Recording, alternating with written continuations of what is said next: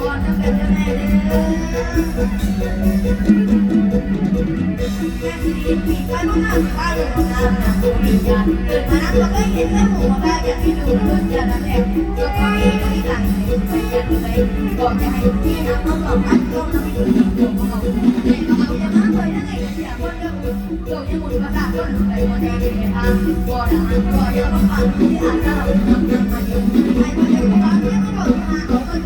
ด่าเลยทำกินกับเราเป็นคนไม่น้อยเป็นกุศลทันทีก็ไม่ได้ยังไม่ได้นอนเราบอกกันเลยว่าถึงไหวเนี่ยเราก็มีของจะได้ลงมาแค่ว่าจะเดินจะเราบอกกันเองมันไรเด็กที่ไรที่ไรได้ลงมาที่เขาก็มาตอบมาฟังกันที่เราตัวที่เราตัวเราก็ที่เราตัวมา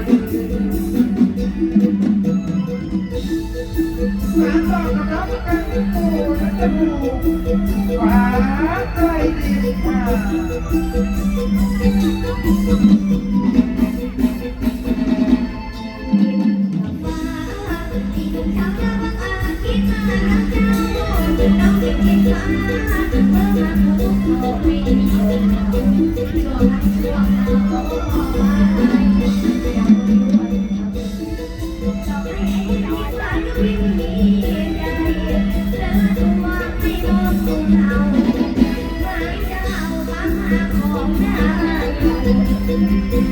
ย้